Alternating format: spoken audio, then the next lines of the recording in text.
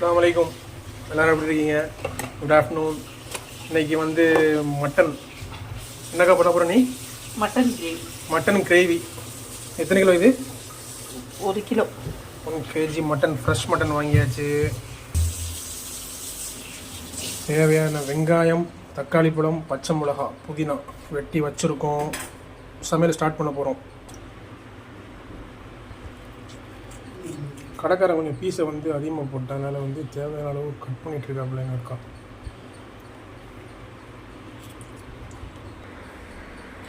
ஒரு ஸ்பூன் இஞ்சி போட்டு, 1 ஸ்பூன் இஞ்சி பூண்டு பேஸ்ட். அப்புறமா தாளிக்கும் போது வந்து தயிர், 1 ஸ்பூன் தயிர். எதுக்கு தயிர் ஊற்றினா சாஃப்டாக இருக்குமா? தயிர் ஊற்றினா சாஃப்டாக இருக்கும். தயிர் ஊற்றினா கறி வந்து அப்படியே சாஃப்டாக இருக்குமா? அப்போ வந்து நீங்கள் தேவையான மசாலா வந்து இப்போவே ஆட் பண்ணுறீங்க. இல்லைக்கா, கொஞ்சம் போட்டு வச்சுட்டாக்கா அதில் ஊறிடும். அதுக்கப்புறமா வந்து தாளிக்கும் போது கொஞ்சம் தேவையான மசாலா போட்டுக்கணும். என்னெல்லாம் போடுறீங்க இப்போ? மஞ்சள் பொடி, சீரகப்பொடி, 1.5 ஸ்பூனு, கரம் மசாலா ஒரு 1/4 ஸ்பூன் போடும்,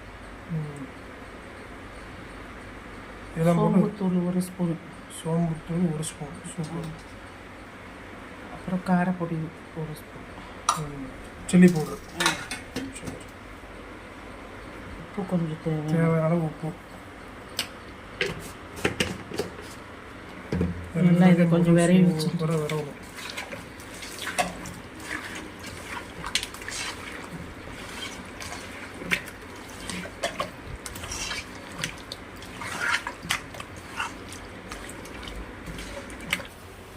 குக்கர் எடுத்துட்டு கொஞ்சம் சூடாக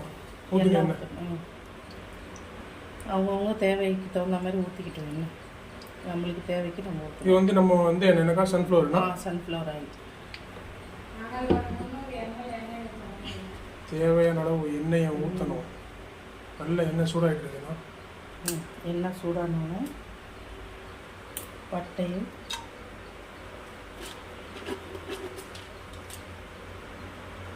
ஒரு 2 ஏலக்காய். இது ரொம்ப அதிகமாக போட்டால் ஸ்மெல்லு நல்ல மனம் வந்துடுமா?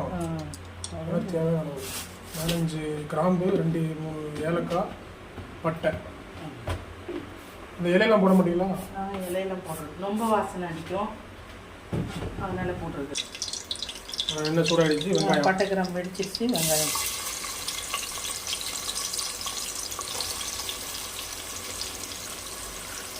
ஒரு 4 வெங்காயம் 5 வெங்காயம் இருக்குமா?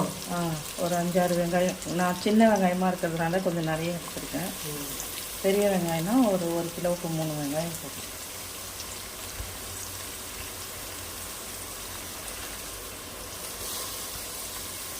ஒரு 4-5 பச்சை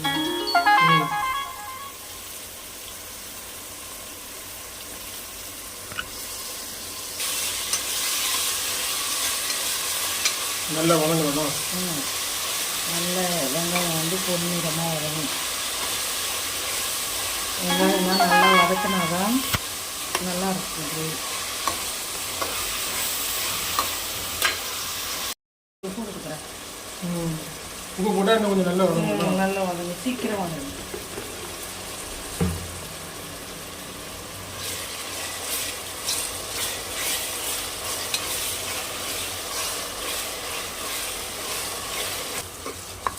வெங்காயம் வந்து ஆல்மோஸ்ட் 80% நல்லா வதங்கிடுச்சு. இன்னும் கொஞ்சம் வதங்கணும், கொஞ்சம் பொன்னிறமாக ஆகணும். அப்போ தான் நல்லாயிருக்கும். வதங்கட்டும் கொஞ்சம் நேரம்.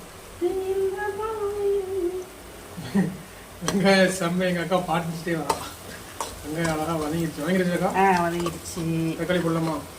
1 நிமிஷம். தக்காளி போடக்கூடாது. இப்போ வந்து இதில் வந்து மசாலா தூள், இப்போ இஞ்சி பூண்டு பேஸ்ட்டு கொடுக்கணும். ஃபஸ்ட்டு இந்த மசாலா போடணும். எனக்கு குழம்பு மசாலாவா? இல்லை, normal chilli powder. Chilli powder, normal chilli powder 2 spoon. ஏற்கனவே நம்ம வந்து கறியில் வேற போட்டிருக்கோம்ல, இறைச்சியில் போட்டிருக்கிறதுனால இதில் சும்மா 2 ஸ்பூன். ஏன்னா நம்மளுக்கு வந்து ரொம்ப காரம் இல்லை, கம்மியாக இருக்குது. சில பேர் காரமாக இருக்கும், அவங்கெல்லாம் கொஞ்சம் கம்மியாக போட்டுக்கோங்க. அடுத்தது இஞ்சி பூண்டு பேஸ்ட்டு. ஏற்கனவே கறியில் நம்ம போட்டிருக்கோம், அதனால் ஃபுல்லாகிட்டு ஒரு ஸ்பூன் போட்டப்போம்.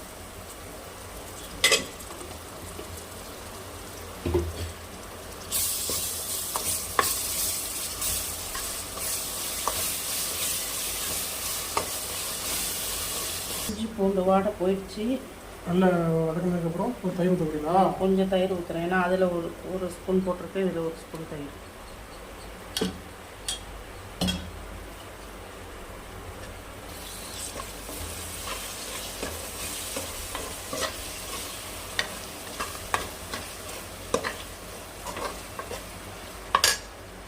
இப்போ தக்காளி போட்டுக்கிறேன்.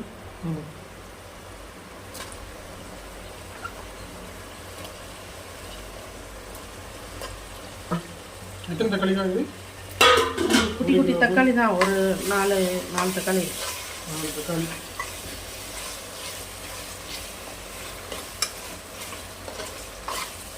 இது கிரேவி மாதிரி வருமா இல்லை சால்னா மாதிரியா? கிரேவி மாதிரி தான். கிரேவி மாதிரி தான். இதில் வந்து கொத்தமல்லி, புதினாவும் போட்டு மல்லி புதினா ஆட் பண்ணிக்கணும். இது கொஞ்சம் கரைசல்.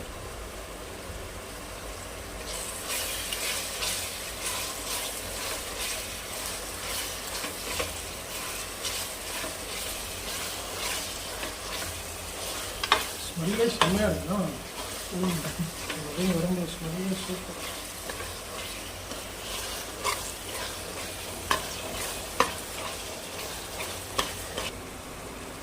நல்லா தக்காளி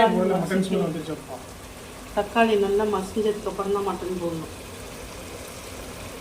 நல்ல தக்காளி நல்லா இதாகிடுச்சு, ஸ்மாஷ் ஆகிடுச்சு.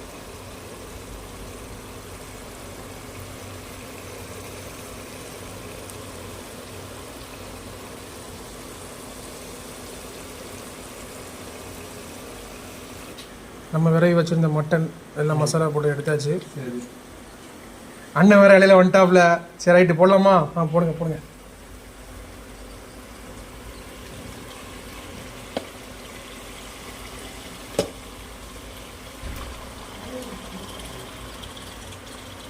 இப்போ இந்த தயிரோடு ஊற்றிடலாம்.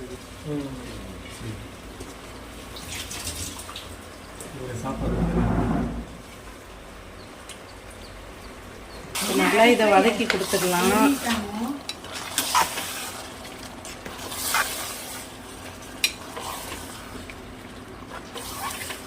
அப்படியே பாதி அந்த எண்ணெயிலே எண்ணெயிலே கொஞ்சம் நேரம். மம்மி வந்து அரிசி கிண்டிட்டு இருக்கா.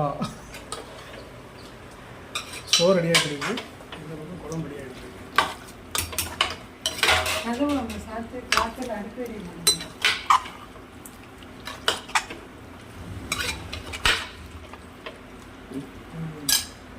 அது கொஞ்ச நேரம் வேகணும்னாக்கா கொஞ்ச நேரம் விட்டு அதுக்கப்புறம் மூடி போடலாம்.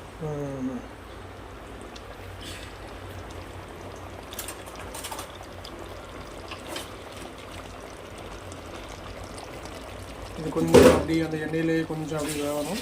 வந்ததுக்கப்புறம் லாக் பண்ணிக்க முடியும்.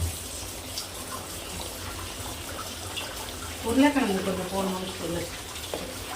பொட்டேட்டோ ஆட் பண்ணால் ஆட் பண்ணிக்கலாம். நாங்கள் ஆட் பண்ண போகிறோம் பொட்டேட்டோ.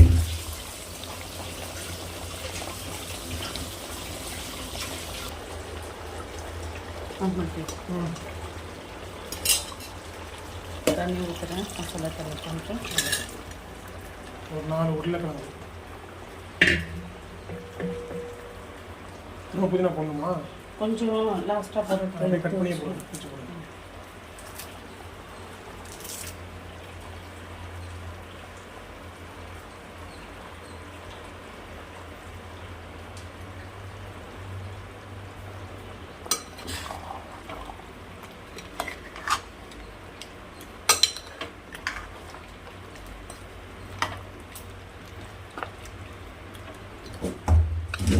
உப்புலாம் சரியாக இருக்கான்னு பார்த்துட்டு மூடி வச்சிடலாம்.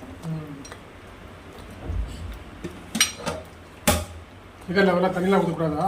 தண்ணி வேணுங்கிறவங்க ஊற்றிக்கலாம், நான் கம்மியாக வேணும்னு ஊற்றலை. இந்த லெவலே போதும். அப்படி லாக் பண்ணிடுறேன்னாக்கா அதே போதும். வேணா சரி ஓகே, டென்சிட்டி எப்படி வரும்னு பார்ப்போம் கடைசியில். ஆனால் கொஞ்சோன்னு இது குழம்பு மிளகாத்தூள் நான் போட்டேன், மசாலாத்தூள் வீட்டில் அரைச்ச தூள். வீட்டில் அரைச்சது இது. மல்லி புதினா மஞ்சள் எல்லாம் சேர்த்து அப்புறம் வந்து என்னது நம்ம அந்த மிளகா காஞ்ச மிளகா அதெல்லாம் வாங்கி அரைக்கணும்ல அந்த மாதிரி வந்து ப்ரிப்பேர் பண்ணி அரைச்சி வீட்டு மிளகாய் பொடி அது ஒரு 2 டேபிள் ஸ்பூன் நல்லா போட்டு கலக்கி விட்டுருங்க. இந்த மிளகாய் பொடி எல்லாத்துக்குமே யூஸ் பண்ணலாம்னாக்கா எல்லாத்துக்கும் மீன் எல்லாத்துக்கும் பயன்படுத்தணும். மீன் சால்னா இடியப்பன் சால்னா கறி கோழிக்கறி எல்லாத்துக்கும் யூஸ் பண்ணலாம். அது நாங்கள் வீட்டிலேயே அரைச்சிக்கிறோம். அதை ஒரு வீடியோ போடுறோம். ஆமாம்.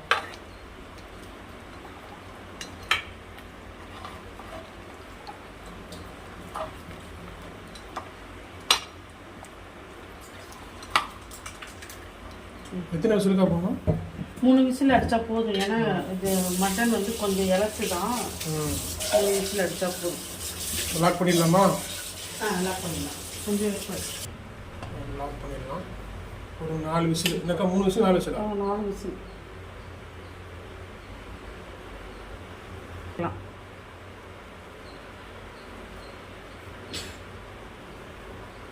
லாக் பண்ணியாச்சு. ஒரு கரெக்டாக ஒரு 20 நிமிஷம் இல்லைக்கா? 20 நிமிஷம் கழிச்சு ஓப்பன் பண்ணுவோம். பாருங்கள் இப்போ எப்படி இருக்குன்னு. அவ்வளோதான்.